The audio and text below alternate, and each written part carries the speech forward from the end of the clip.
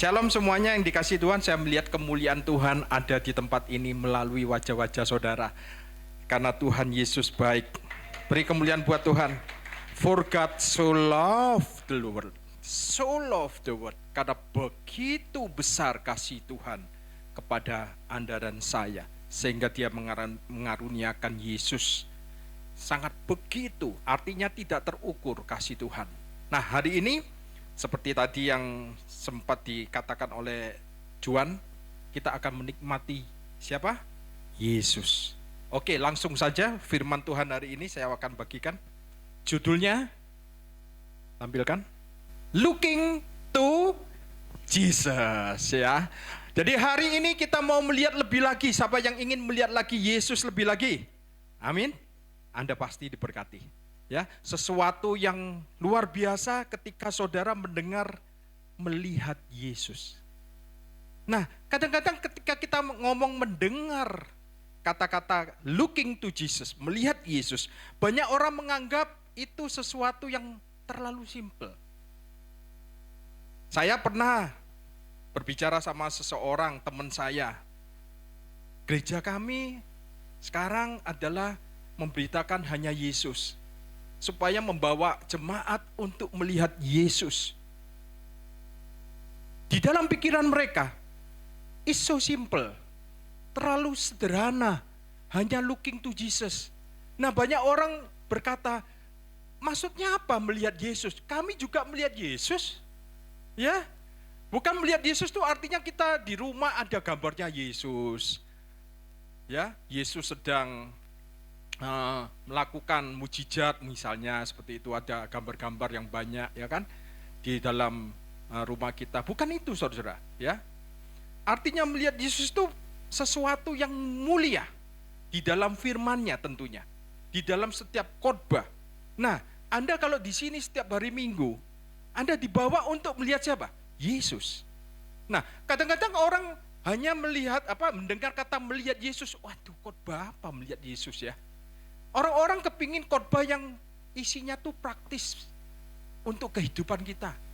Contoh, bagaimana menghadapi pernikahan yang sudah retak, ada 7 langkah. Bagaimana kita menang di dalam pergumulan, ada 5 kunci dan segala macam. Ya, orang-orang suka yang seperti itu, betul? Ya, kalau suruh melihat Yesus, terus gimana persoalan saya bisa selesai hanya dengan melihat Yesus? Padahal apapun permasalahan saudara, apapun tantangan hidup kita hari ini, jawabannya adalah looking to Jesus. Apapun itu juga. Kalau Anda sedang bergumul dengan sakit penyakit, kalau Anda sedang bergumul dengan rumah tangga, kalau Anda sedang bergumul untuk yang jomblo-jomblo, yang masih cari pasangan hidup, jawabannya looking to Jesus. Benar, looking to Jesus. Lihatlah Yesus. Nah, ketika saudara melihat Yesus, ketika Anda dan saya melihat Yesus, entah itu melalui firman-Nya, entah melalui khotbah, ya, maka Anda akan dituntun oleh suara Tuhan. Dituntun kepada kemenangan demi kemenangan, kemuliaan demi kemuliaan. Ya, kita semua harus kembali looking to Jesus. Jadi hal utama yang mau Tuhan kerjakan di dalam gerejanya adalah memberitakan siapa? Yesus dan karyanya yang agung, yang mulia. Saudara tidak perlu lagi maju untuk altar call, ya. Tiba-tiba Anda ketika mendengar Juan menyingkapkan Yesus di dalam perjanjian lama, ketika saudara mendengar Pastor Lili menyingkapkan Yesus di dalam perjanjian lama, tiba-tiba Anda tanpa sadar, Anda sudah sembuh. Gak perlu altar call. Tiba-tiba Anda, ketakutan Anda, kekhawatiran Anda pergi.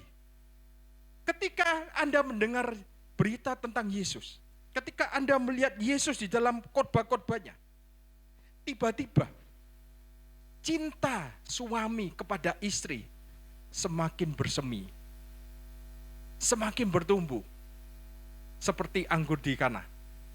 Tiba-tiba cinta istri kepada suami bersemi kembali. Seperti waktu pacaran. Kapan? Ketika kita melihat Yesus di dalam khotbah-khotbah di NCC.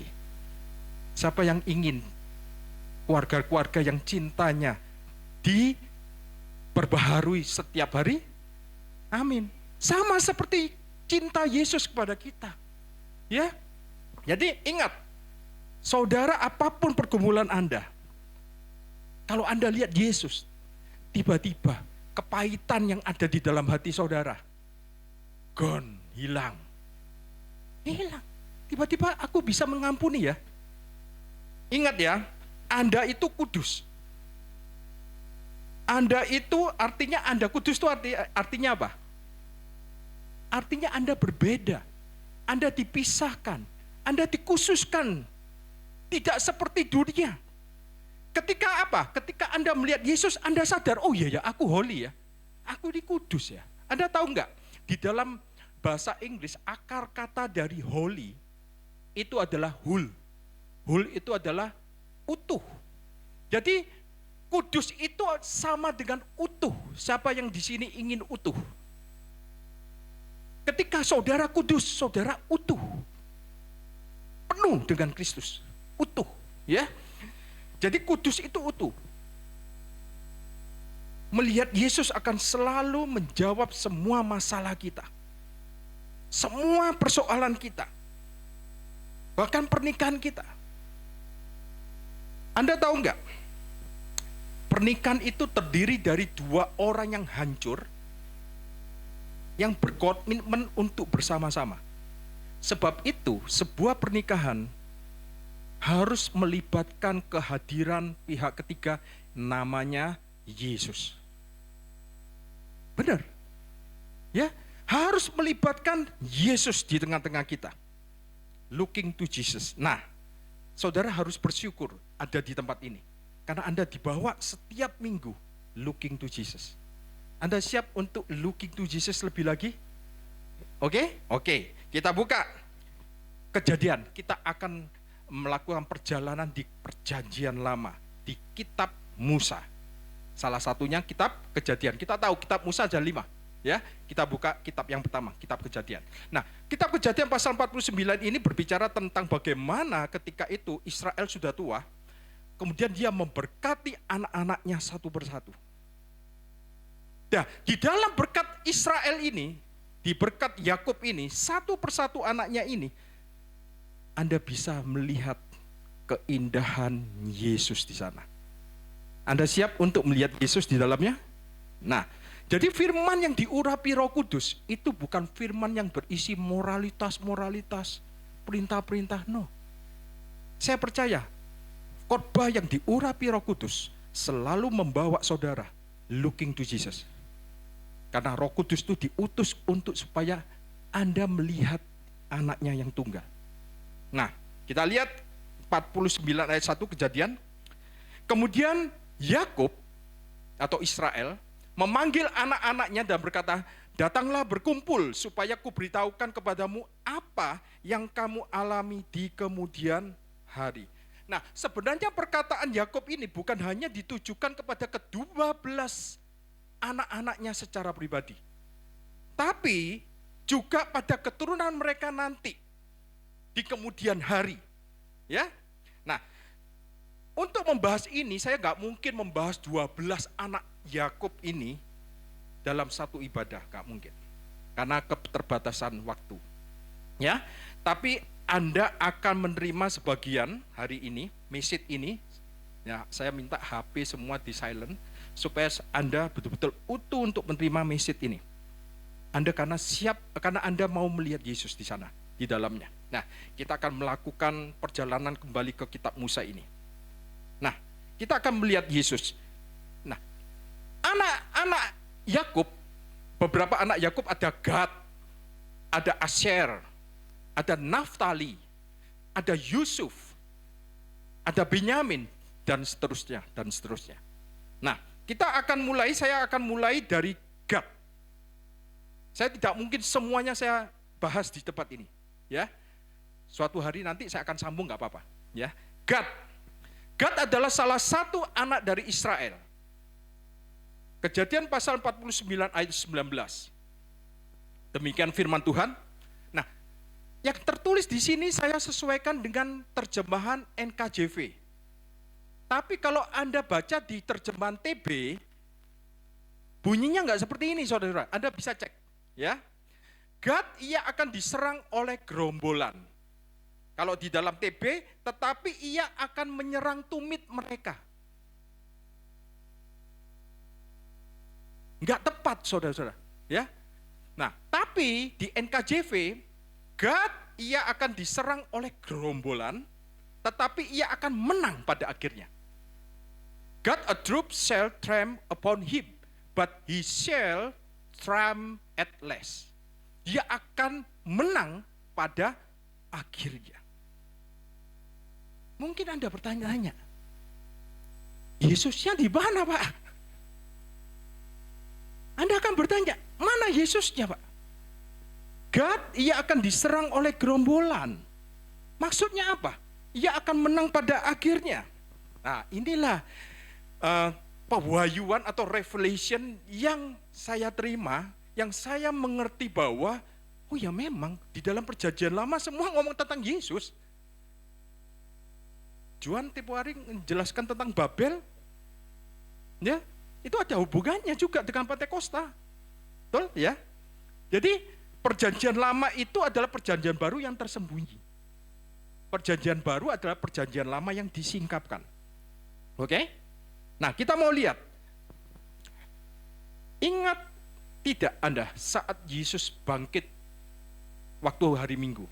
Yesus menjelaskan seluruh kitab Musa dan seluruh kitab para nabi itu adalah tentang siapa? Dirinya.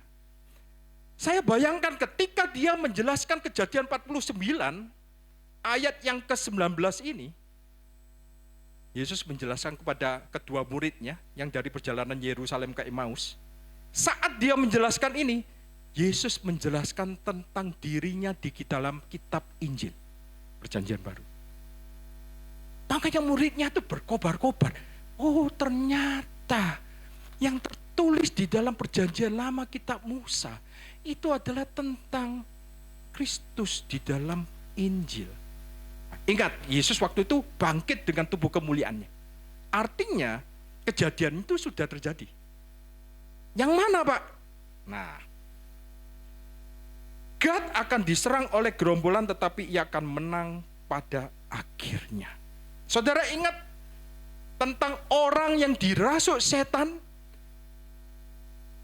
yang dirantai, yang berkeliaran di pekuburan?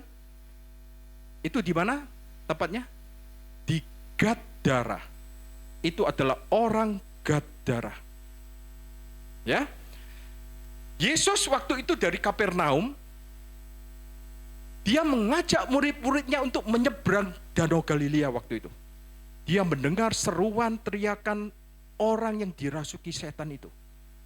Dan kita tahu, orang itu bukan dirasuki setan cuma satu. Banyak setan. Ya. Jadi Yesus dari Kapernaum mengajak murid-muridnya bertolak ke Gadara. Karena ia mendengar teriakan seruan orang yang dirasuk setan oleh gerombolan setan waktu itu. Dan orang itu diceritakan di dalam Alkitab punya kekuatan yang besar sehingga apapun yang merantai dirinya nggak bisa dipatahkan. Dan dia dikatakan dia tidak berpakaian. Lalu dia memukul-mukul tubuhnya, menyakiti tubuhnya dengan batu. Sangat kasihan. Dan Alkitab berkata ia berteriak setiap saat. Dia menangis setiap saat terus menerus. Dan orang-orang sekitarnya hanya cuma bisa, kasihan ya, cuma bisa melihat dan geleng-geleng kepala mungkin. Dan tidak memperdulikan dia. Karena dia diasingkan di situ. Di mana? Di Gadara. Tapi Yesus melihat dengan mata penuh belas kasihan. Dan ketika dia menyeberang laut Galilea atau Danau Galilea itu, kita tahu sendiri, ada angin ribut datang. Waktu itu Yesus tidur, Anda tahu ceritanya semuanya, ya. Kemudian Yesus menghardik badai itu dengan berkata, diam, tenanglah. Dalam bahasa Ibrani-nya, shalom, be still, tenanglah. Dan badai itu langsung teduh. Artinya, ciptaannya mengenal dia. Yesus ngomong, tenang, tenang saudara-saudara. Luar biasa bukan? Ya, sampai murid-muridnya ngomong gini, orang macam apa ini? Sampai badai pun nurut. Luar biasa. Saya percaya iblis pada waktu itu mau menghalangi Yesus untuk mencapai satu orang itu. Nah, setelah sampai ke Gadara tadi itu, daerah orang Gadara. Kalau Anda baca dengan teliti, ya, sampai di sana hanya Yesus yang turun dari perahu, saudara-saudara. Kalau saudara murid-muridnya dan Anda ada bersama Yesus waktu itu, Yesus mau pergi, orang yang dirasuki setan banyak itu, kira-kira Anda berani nggak ikut Yesus? Kalau Anda lihat dengan teliti, Yesus waktu itu turun sendirian. Murid-muridnya di mana? Ya mungkin di perahu. Takut saudara-saudara. Ya, karena orang itu terlalu kuat. Kalau misalnya gembala Anda ngajak, ayo kita ngusir setan, ada orang kerasukan. Siapa yang mau ikut? Ikut ya. Ini, satu orang ini, nggak satu setan saudara. Banyak setan. Jadi ketika orang itu melihat Yesus, ia langsung berteriak dan ia langsung tersungkur di hadapan Yesus. Tadi ada lagu, tersungkur, ada apa? Kemuliaannya, melihat kemuliaan. Saya percaya ketika itu, orang yang kerasukan setan itu, ketika Yesus datang, dia melihat Yesus yang penuh kemuliaan Tuhan. Dia langsung jatuh di bawah kaki Yesus karena melihat kemuliaannya. Dan dia menyembah Yesus. Luar biasa. Dalam keadaan dirasuki setan, orang itu tahu Yesus adalah satu-satunya jawaban. Orang yang dirasuki setan ngerti enggak ya pikirannya untuk supaya dia dibebaskan? Ya nanti dibahas di hari Sabtu aja.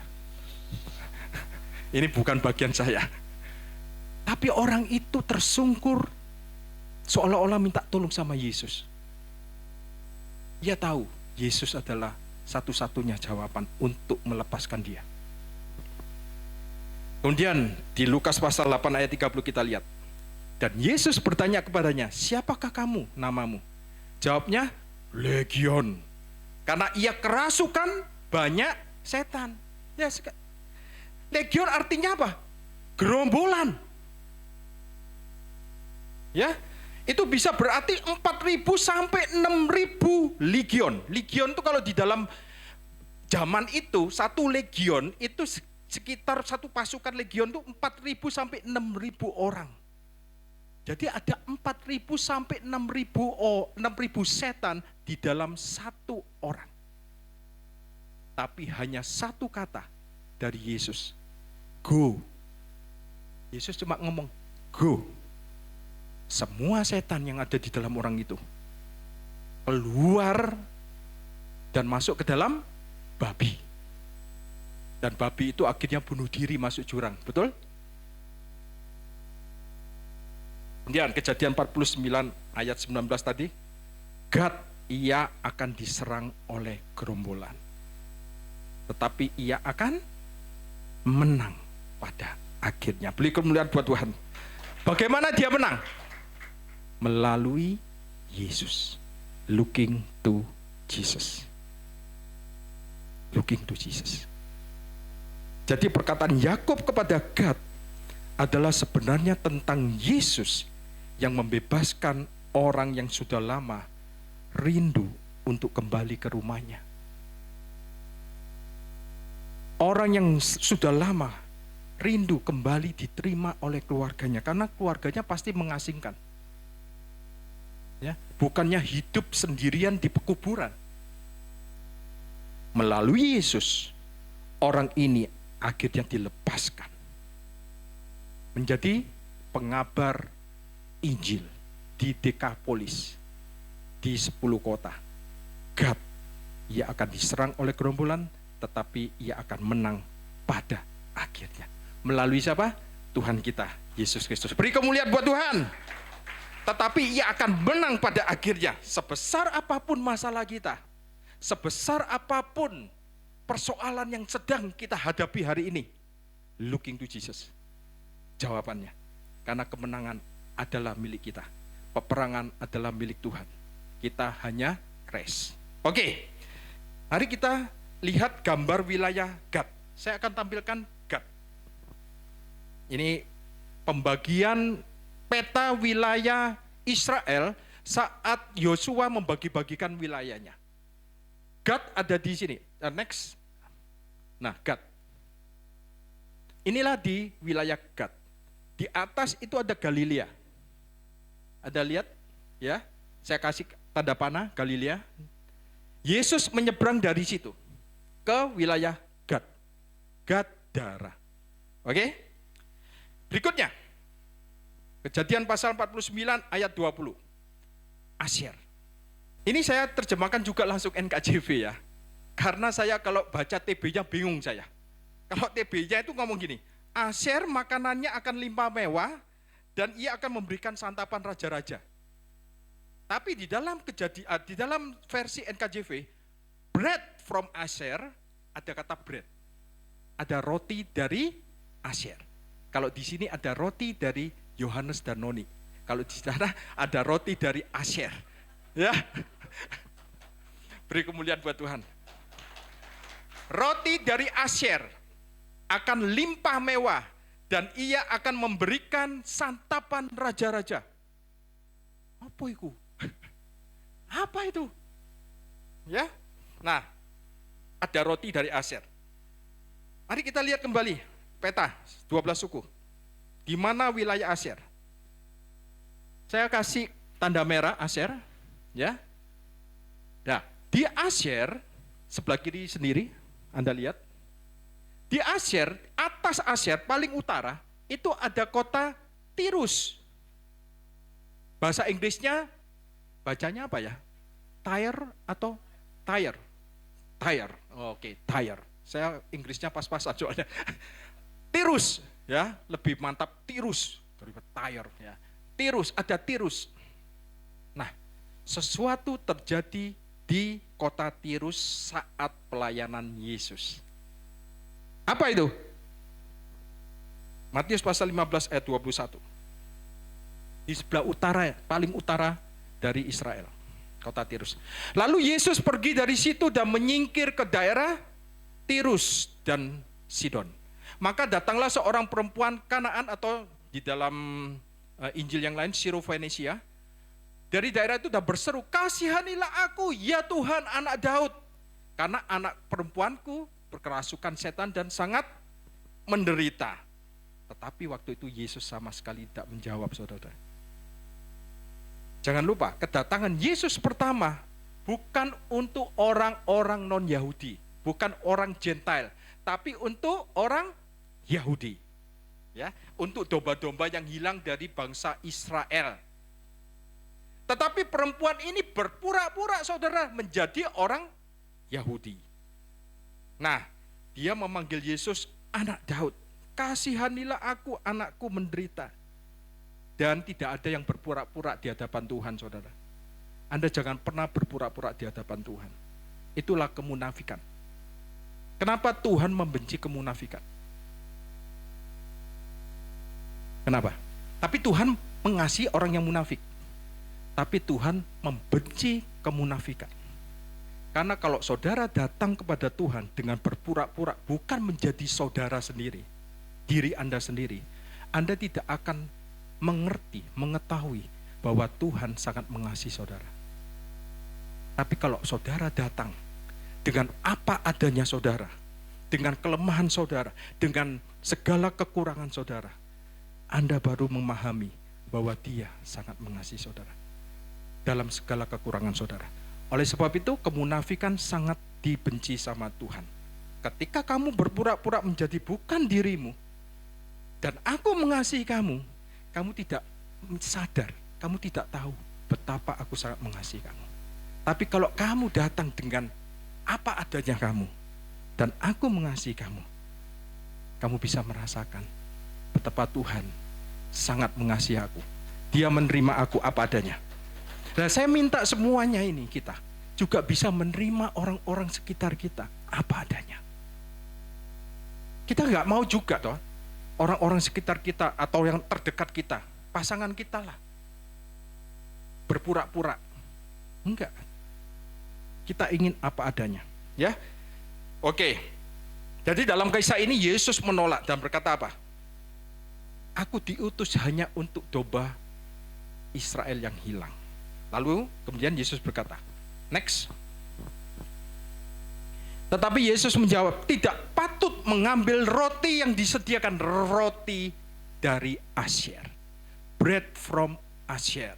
Roti yang disediakan bagi anak-anak dan melemparkannya kepada anak anjing. Kata perempuan itu, benar Tuhan, namun anjing itu makan remah-remah yang jatuh dari meja tuannya. Karena pada waktu itu orang Gentile disebut anjing. Tapi Yesus menyebut anak anjing. Kenapa Yesus menyebut anak anjing? Karena anak anjing itu disayang di rumah. Ya, Yesus menyebut tidak patut mengambil roti, bread from Asher. Nah, jadi peristiwa ini terjadi di wilayah Asher, tepatnya di kota Tirus. Sekarang kita mengerti bahwa perkataan Yakub kepada Asher ini, tampilkan lagi Kejadian 49 ayat 20 tadi. Roti dari Asher akan limpah mewah dan ia akan memberikan santapan raja-raja. Ini tentang Yesus memberikan roti kesembuhan kepada anak perempuan dari Kanaan itu. The healing bread diterima oleh perempuan Kanaan itu yang sedang mencari kesembuhan untuk anaknya. Di wilayah mana? Asher, kota Tirus.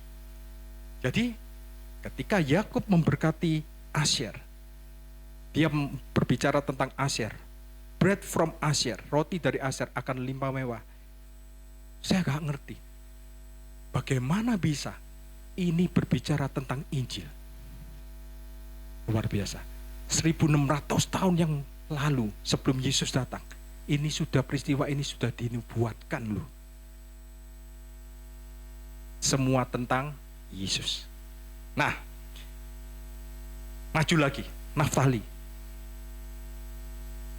Naftali sekarang. Tadi Dan, Gad, Asher, Naftali. Naftali adalah seperti seekor rusa yang dilepaskan. Kalau di dalam TB itu seekor rusa betina. Saya bingung kok terjemahnya rusa betina. Enggak. Naftali adalah seperti seekor rusa yang dilepaskan. Ia akan memberikan kata-kata yang indah. Nah, kembali lagi, Naftali. Kita mau melihat peta lagi. Naftali. Naftali sebelahnya Asher. Ya. Naftali, apa yang menarik di Naftali? Wilayah Naftali ini dekat dengan danau atau laut Galilea juga. Dan yang menarik di wilayah Naftali ini, kalau Anda yang pernah ke Israel luar biasa, Anda bisa khotbah ini semuanya. Ya, ketika Anda di daerah sini, ada kejadian ini, Anda bisa share. Oke. Apa yang menarik dengan daerah Naftali? Naftali adalah wilayah di mana Yesus melakukan mujizat yang paling banyak. 2/3 dari semua mujizat Yesus dilakukan di wilayah Naftali. Matius pasal 4 ayat 13. Kita lihat.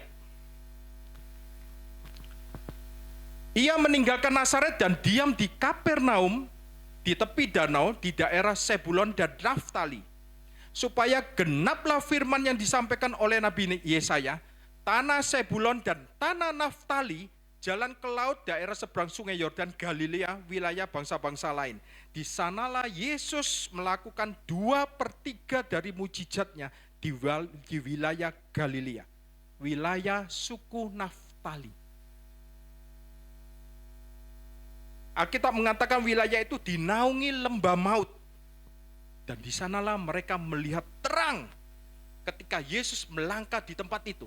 Jadi Yesus ketika melangkah di tempat di mana saudara berada, Anda akan melihat terang. Karena dia adalah terang. Amin. Nah, Naftali itu disebut lembah maut. Kita lihat di ayat berikutnya. Bangsa yang diam dalam kegelapan telah melihat terang yang besar.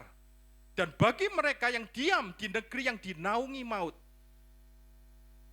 di dalam bahasa Inggrisnya lembah maut, telah terbit terang. Jadi Yesus melepaskan banyak orang yang diikat, yang dirasuki setan di sana, di Naftali. Jadi Naftali adalah seekor rusa yang dilepaskan. Luar biasa. Anda ingat Mazmur 91 ayat 3? Sungguh dialah yang melepaskan engkau dari jerat penangkap burung dan dari penyakit sampar yang buruk. Yesus selalu melepaskan orang-orang yang terikat. Dan itu dilakukan sebagian besar mujizatnya. Ada di mana? Naftali. Seperti seekor rusa yang dilepaskan. Anda tahu seekor rusa kalau dilepas, mereka akan jingkrak-jingkrak. Betul enggak? Mereka akan bersuka cita. Mereka akan bersemangat, akan bergairah. Karena Yesus. Sebab itu, Anda kalau jadi orang Kristen harus bersemangat. Nyanyi, jangan nyanyi Far sudah lompat-lompat, diam aja gitu ya. Mukanya dingin gitu ya. Seperti rusa ya yang dilepaskan. Kita ini seperti rusa yang dilepaskan, saudara-saudara. Dilepaskan dari apa? Dari ikatan dosa, dari ikatan kutuk. Kita ini seperti rusa yang dilepaskan. Ya, jadi Naftali adalah tempat di mana Yesus paling banyak melakukan mujizat. Berapa banyak yang pernah dilepaskan? Anda ingat seorang wanita yang bungkuk selama 18 tahun? Ya, dia tidak bisa berdiri tegak. Yang hanya dia lihat adalah debu dan tanah, makanan setan. Debu dan tanah. Dan ketika itu Yesus ada di sana. Yesus melepaskan perempuan ini. Hai ibu, lepaslah engkau dari kelemahanmu. Dan saat itu berdirilah ibu itu, dan wajah pertama yang dilihatnya adalah looking to Jesus. Lihat Yesus. Beri kemuliaan buat Tuhan. Jadi di seluruh wilayah Naftali banyak rusa yang dilepaskan. Banyak dari mereka yang disembuhkan. Mereka seperti rusa yang dilepaskan. Nah, kota Kapernaum ada di sebelah utara Naftali. Kalau kita lihat petanya tadi itu.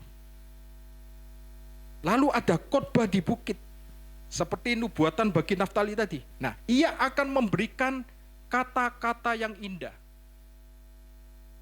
Khotbah di bukit adalah perkataan seorang anak manusia yang indah. Khotbah di bukit. Tapi itu harus diterjemahkan di dalam kacamata kasih karunia. Diucapkan oleh seorang manusia. Bahkan orang-orang tidak percaya kalau baca khotbah di bukit, luar biasa ya khotbah di bukit itu ya. Dan itu ada di Naftali. Ia akan memberikan kata-kata yang indah. Ya, jadi satu-satunya pengetahuan yang saudara butuhkan adalah mengenal Yesus. Selalu melihat Yesus. Janganlah orang kaya bermegah terhadap kekayaannya. Janganlah orang kuat bermegah atas kekuatannya. Tapi kalau kamu mau bermegah, bermegahlah karena kamu mengenal aku. Mengenal Yesus maksudnya, bukan mengenal aku saya. Mengenal Yesus. Kalau kamu mau bermegah, bermegahlah karena engkau mengenal siapa aku. Aku sangat mengasihi kamu. Ya, bermegahlah karena Yesus. Saudara, hidup ini terlalu singkat untuk kehilangan hal yang paling penting dalam hidup kita. Apa itu? Mengenal Yesus melalui firman-Nya. Sungguh, hari ini yang membuat saya bergairah hidup saya, bukan yang lain-lainnya. Enggak. Benar. Karena saya lebih mengenal Yesus lebih lagi. Semakin saya mengenal Yesus, semakin saya gak kepingin yang lainnya. Saya kepingin melihat Yesus lebih lagi. Anda ingin melihat Yesus lebih lagi? Oke, lanjut Yusuf. Ketika Anda mengenal Yesus, Anda akan diubahkan dari dalam keluar. Sungguh. Tanpa effort. Benar, tanpa effort. Anda akan diubahkan. Kejadian 49 ayat 22. Ini juga langsung saya terjemahkan NKJV. Yusuf adalah seperti pohon berbuah. Pohon yang berbuah di dekat sumur. Dahan-dahannya naik menembus tembok. Nah, tembok di sini adalah tembok pemisah, saudara, antara orang Gentile dan orang Yahudi. Antara orang non-Yahudi dan orang Yahudi. Ada tembok pemisah. Di Efesus dikatakan, Kristus telah merubuhkan tembok pemisah itu. Yang dimaksudkan adalah tembok pemisah itu adalah orang Yahudi dan orang non-Yahudi. Dia mempersatukan orang non-Yahudi dan orang Yahudi menjadi satu. Namanya gereja, the church. Dia mempersatukan. Sebutan lainnya adalah ciptaan baru, the creation church. Seperti punyanya Pastor Joseph Brin. Ya. Nah, dulu ada tembok pemisah. Nah, kita lihat Kejadian 49 ayat 22 tadi. Yusuf adalah seperti pohon berbuah, pohon yang berbuah di dekat sumur. Pohon berbuah yang duduk di dekat sumur, itu mengingatkan kita sesuatu. Yusuf adalah tipologi Yesus yang paling jelas. Yusuf ditolak bapaknya. Diterima oleh bapaknya, dikasihi bapaknya, tapi ditolak saudara-saudaranya. Yesus juga dikasihi bapaknya, tapi ditolak oleh saudara-saudaranya. Yusuf ketika di Mesir jadi roti hidup bagi orang Mesir. Bukan bagi saudara-saudaranya. Hari ini Yesus jadi roti hidup untuk kebanyakan orang Gentile. Karena gereja banyak orang Gentile, orang non-Yahudi. Dia jadi roti hidup. Oke? Jadi Yusuf adalah tipologi Yesus yang paling jelas. Dia menjadi roti hidup bagi dunia, bagi kita semua. Yusuf adalah seperti pohon berbuah yang duduk di dekat sumur. Yohanes pasal 4 ayat 4 sampai 6. Kita ingat cerita ini. Ya. Yohanes pasal 4. Yesus harus melintasi daerah Samaria waktu itu, maka sampailah ia ke sebuah kota di Samaria. Kota yang dimana penduduknya non-Yahudi, yang bernama Sikar, dekat tanah yang diberikan Yakub dahulu kepada anaknya Yusuf. Di situ terdapat sumur Yakub. Yesus sangat letih oleh perjalanan, karena itu Yesus duduk di pinggir sumur itu. Pohon yang berbuah itu ada duduk di sumur itu. Di sumur yang mana? Yusuf. Sumurnya Yusuf. Ya. Hari kira-kira pukul 12 dan seorang perempuan Samaria datang ke sumur itu mengambil air. Dia adalah seorang non-Yahudi. Artinya berkat-berkat Yesus menembus tembok pemisah untuk orang non-Yahudi. Walaupun Yesus sangat letih waktu itu, saat ia duduk, ia adalah berkat bagi orang non-Yahudi itu. Berkat yang luar biasa. Sekalipun Yesus duduk hari ini di sebelah kanan Bapa, bukan? Tapi dia tetap memberkati saudara. Tetap dia melindungi saudara. Dia tetap memperhatikan saudara dan saya. Dia tetap melayani saudara. Dia tetap memberi air yang hidup untuk saudara dan saya. Yesus gak pernah letih melayani saudara. Gak seperti saudara. Gak seperti saya. Saya pernah letih saudara. Ya, melayani Tuhan. Siapa yang kita yang gak pernah letih melayani Tuhan? Ya, meskipun kita ngomong jangan lelah bekerja di ladangnya Tuhan. Tapi kita nggak sama seperti Yesus. Yesus meskipun dia lelah waktu itu, dia tetap menjadi berkat bagi orang Samaria itu. Luar biasa.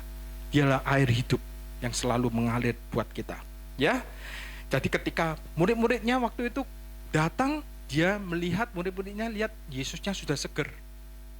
Yesus ngomong, kamu tidak tahu makanan apa yang tersedia bagiku. Makanan apa yang tersedia bagi Tuhan? Ketika dia memberkati saudara, ketika dia menyembuhkan saudara, ketika dia melayani saudara, Yesus disenangkan. Itulah makanan Yesus ketika memberkati kita semua. Beri kemuliaan buat Tuhan. Kasihnya itulah memulihkan kita, ya. Dia adalah pohon yang berbuah yang duduk dekat sumur itu. Dahan-dahannya menembus tembok pemisah. Haleluya. Sehingga kita orang Gentile bisa melihat Yesus, bisa mendengar Yesus, melihat Yesus. Ya. Dan terakhir, Binyamin. Kita lihat Binyamin. Kejadian pasal 49 ayat 27. Binyamin anak terakhir dari Israel. Nah, Anda harus tahu lambang bendera Binyamin adalah serigala. Kalau Naftali tadi apa? Rusa. Ya. Kalau Anda cek gambarnya itu, benderanya itu nanti kalau Anda lihat perkemahan orang Israel, ya. Perkemahan Naftali, perkemahan dari Binyamin, itu nanti ada bendera-benderanya, flagnya. Nah, Binyamin itu gambarnya serigala, saudara. Ya. Nah, kita lihat Kejadian pasal 49 ayat 27. Binyamin adalah seperti apa? Serigala yang menerkam. Apa iki ya? Pada waktu pagi ia memakan mangsanya. Dan pada waktu petang ia membagi-bagi rampasannya. Bersyukur ya, melalui pewahyuan Kristus kita bisa mengerti semua apa yang tertulis di Perjanjian Lama adalah tentang siapa? Yesus. Nah, untuk Binyamin, nubuatan satu-satunya untuk Binyamin ini menyingkapkan sebuah pelayanan yang akan menyingkapkan Kristus, akan menyingkapkan Yesus. Anda dengar ya, Binyamin adalah generasi kasih karunia. Oke? Generasi kasih karunia Binyamin. Dan kita semua tahu, rasul yang menyingkapkan Injil kasih karunia adalah Rasul Paulus. Dan Rasul Paulus yang sebelumnya namanya Saulus, dan dia menjadi ahli orang Farisi, dia adalah dari suku Binyamin. Pada waktu pagi, ia memakan mangsanya. Ketika dia masih menjadi orang Farisi, ketika namanya masih Saulus, ia menganiaya jemaat Tuhan. Pada waktu pagi ia memakan mangsanya. Tapi setelah Saulus mengalami perjumpaan dengan Yesus ketika perjalanan kemana? Damsyik. Dan matanya dibutakan. Dia tidak bisa melihat. Dan waktu itu diutuslah orang yang bernama, siapa yang tahu? Ananias. Namanya Hananian. Artinya grace. Ya, diutuslah Hananian. Dan akhirnya dia terbuka matanya. Dan yang dilihat pertama kali adalah Hananian. Yang dilihat pertama kali oleh Saulus, kasih karunia. Luar biasa bukan? Bukan suatu kebetulan. Ya, jadi setelah itu namanya diganti Paulus. Lalu ia menulis 2/3 dari Perjanjian Baru adalah tulisannya Rasul Paulus. Dan pada waktu pagi hidupnya memang dia memburu mangsanya. Tapi pada waktu petang hidupnya membagi-bagikan rampasan. Dia membagi-bagikan kabar baik Injil di kota Efesus, Tesalonika, Filipi, Korintus. Pada petang dia membagi-bagikan rampasannya. Paulus akhirnya memberkati gereja Tuhan dengan membagi-bagikan rampasannya.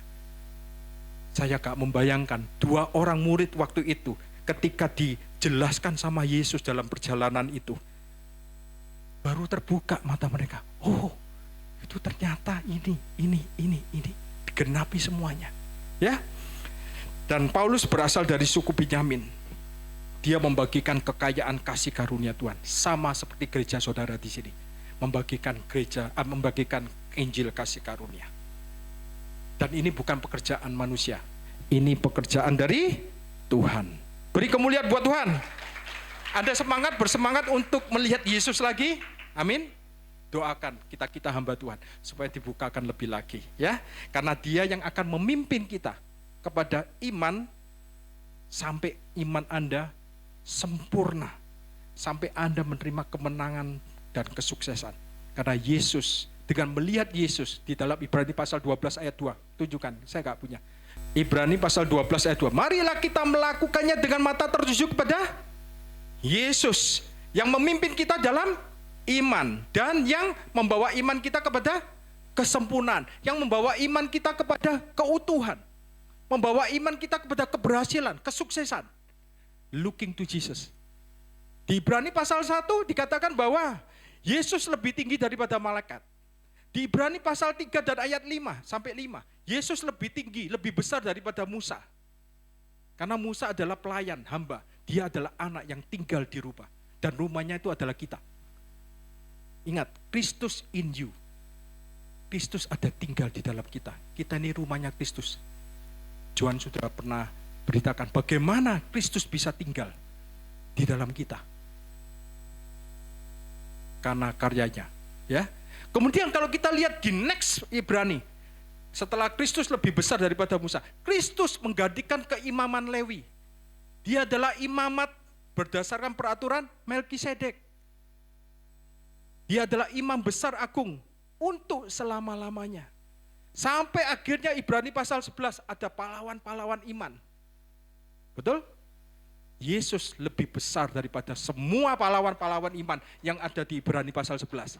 Sebab itu di dalam Ibrani pasal 12, marilah kita melakukannya dengan mata tertuju kepada Dia, pada Yesus yang memimpin iman kita kepada kesempurnaan. Ya, looking to Jesus. Jangan lihat yang lainnya. Lihat Yesus.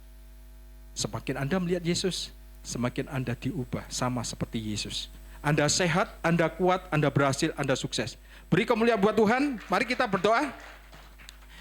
Terima kasih Tuhan untuk firman-Mu. Terima kasih untuk penyingkapan Kristus di dalam setiap khotbah-khotbah firman-Mu yang ada di tempat ini ya Tuhan. Pakai kami semua hamba-hamba Tuhan yang tempat ini Tuhan, untuk memberkati gereja-Mu, untuk semakin hari semakin kami menikmati Yesus dengan segala keindahannya. Di dalam nama Tuhan Yesus Kristus kami sudah mengucap syukur dan berdoa. Amin. God bless you.